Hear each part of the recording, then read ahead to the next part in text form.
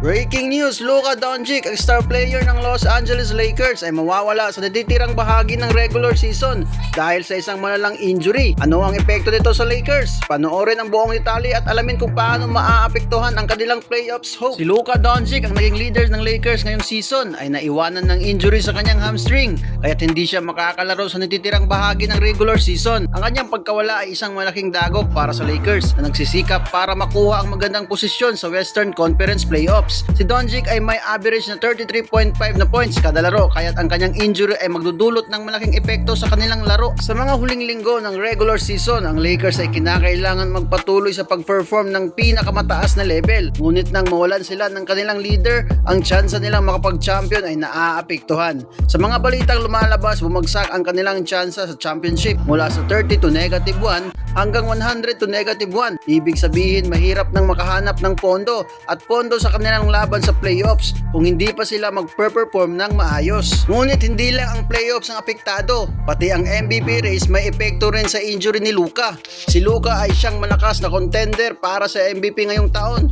ngunit sa pagkakaroon ng injury, hindi siya makakalaro ng sapat na laro upang maging eligible sa voting. Gayunpaman, ang kanyang agent ay nag-a-apply ng exemption dahil sa mga laro na hindi niya nalaro noong Disyembre para sa personal na dahilan. Kung maaprubahan ng exemption, maaari pa rin siyang maging bahagi ng MVP race kahit na hindi siya makalaro ng natitirang laro. Habang ang pagkawala ni Luka ay malaking hamon, hindi pa rin nawawala ang pag-asa ng Lakers. Si LeBron James, ang kanilang veteranong star, ay kailangang mag-step up at pamunuan ang kupunan sa mga sumusunod na laro.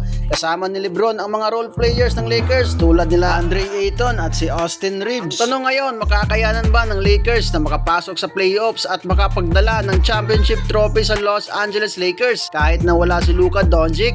Panoorin ang mga sumusunod na update at sama-sama nating sundan ang laban ng Lakers. Anong opinion mo tungkol sa pagkawala ni Doncic? Makakabalik kaya ang Lakers at magpatuloy sa playoffs? I-comment mo ang inyong mga saloobin sa baba. Kung nagustuhan mo ang video na ito, huwag kalimutang mag-like, mag-subscribe at pindutin ang bell para sa iba pang updates tungkol sa NBA, PBA. Abangan natin ang mga susunod na balita. Peace out mga ka-Fast Break.